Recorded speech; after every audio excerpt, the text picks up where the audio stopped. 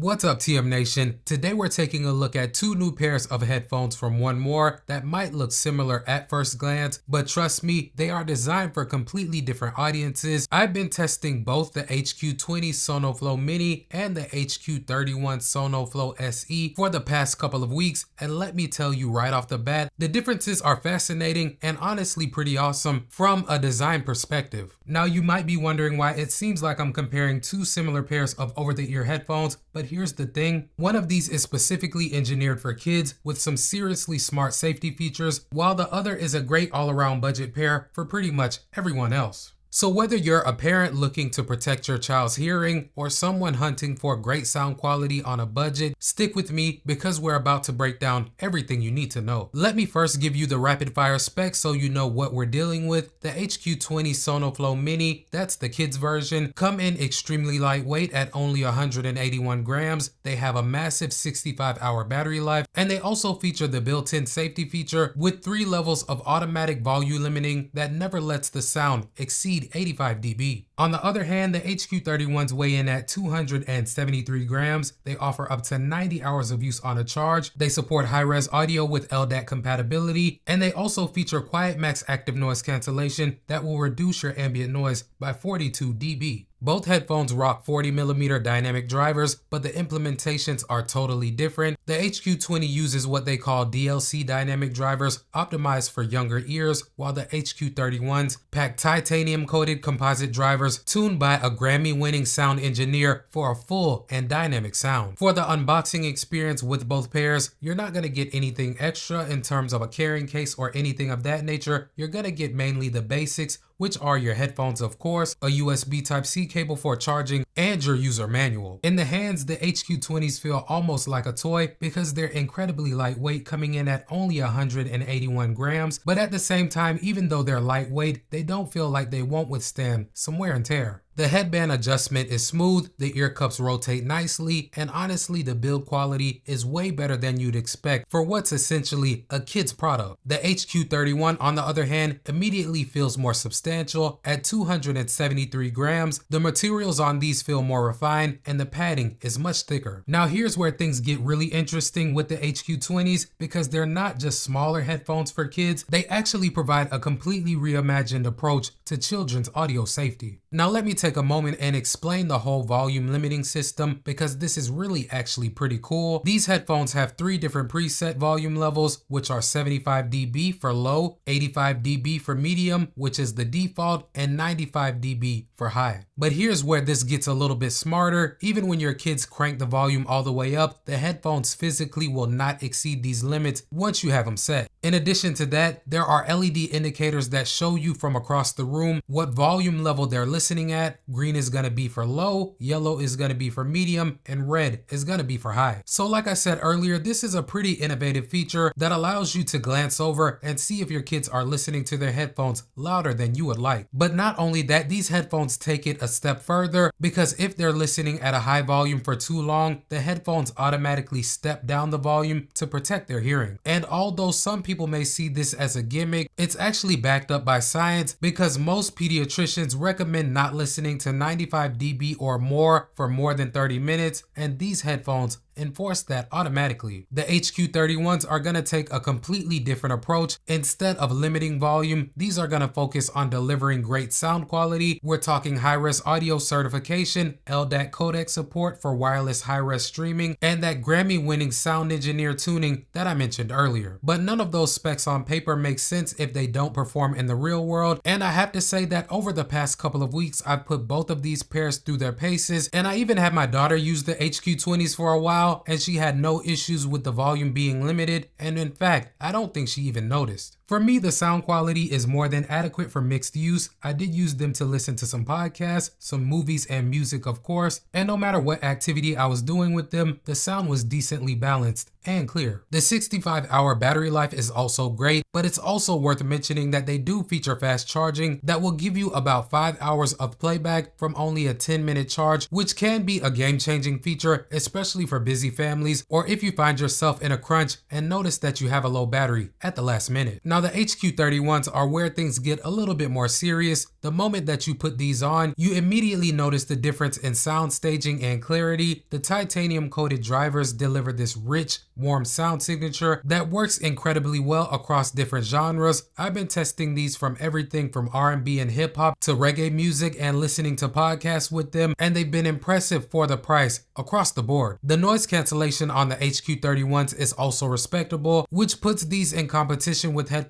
that cost twice as much, but they also deliver 90 hours of battery life on a single charge with ANC off. If you use them with ANC on, you're still gonna get 60 hours, which is really good. Let me move on now and touch on a couple of the tech specs for a moment, because this is where the engineering differences really shine. The H20s are specifically designed for younger ears, so 1MORE automatically rolls off some of the highs to make the listening experience more comfortable for kids. So it's not just about limiting volume, it's also about the frequency response optimization for developing ears. In contrast, of course, the HQ31s are gonna go in the opposite direction. These are gonna be geared more towards maximizing frequency response. The titanium coated drivers that I talked about earlier provide better transient response and more sparkle with the highs. So combining that with LDAC support, you're getting wireless audio quality that can come close to what you'll get with some wired headphones. Now both headphones support the 1MORE app, but they're gonna come with different features that are tailored to their audiences. The app experience with the HQ20s focuses on parental controls and hearing protection settings, while the experience with the HQ31s is all about customization, spatial audio, and advanced features like dual device connectivity. As for music playback, the HQ20s deliver solid sound quality for a kid's pair of headphones. It's not gonna blow you away, but it's clear, balanced, and honestly better than a lot of standard headphones on the market at this price point. Both pairs of these headphones do have built-in microphones for voice calls, so you can take and make voice calls no matter which pair you pick up. Right now I'm using the HQ20s as you can see, but I will switch over to the HQ31s.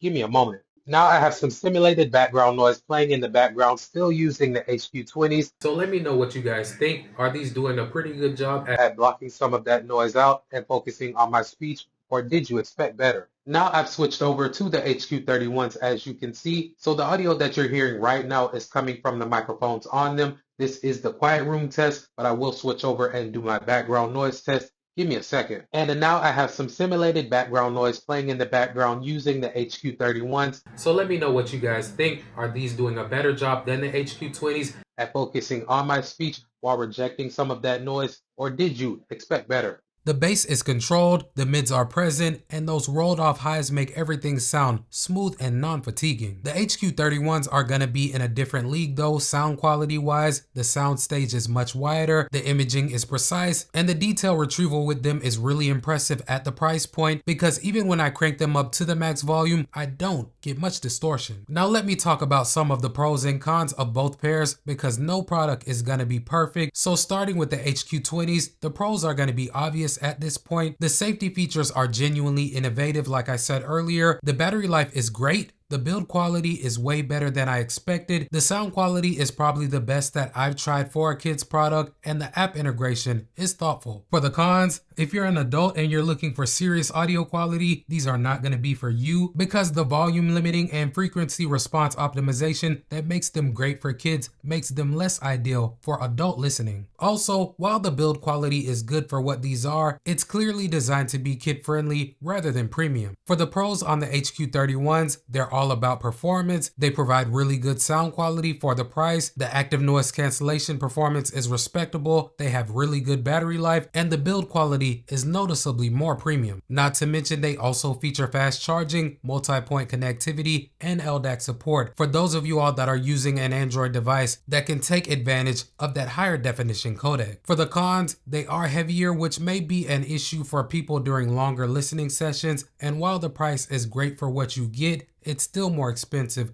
than the HQ20s. Now here's where things get interesting from a value standpoint, because right now you can get the HQ20s for $30, which really feels like a steal for what they provide. When you consider the engineering that went into the safety features, the battery life, and the overall build quality, I think these provide incredible value for you parents out there that want to monitor how loud your kids listen to their audio. The HQ31s at around $53 are competing with headphones that cost $100 and up. The combination of high-res audio audio, good active noise cancellation performance, and that great battery life makes these one of the better value propositions on the market right now in terms of ANC headphones. But let me know in the comments which one of these headphones caught your attention and why. Are you a parent looking at the HQ20 for your kids, or are you tempted by the value proposition that the HQ31s provide at the price point? But other than that, as always, I appreciate you guys coming through and hanging out with me for a while. I will catch y'all in the next video, but until then,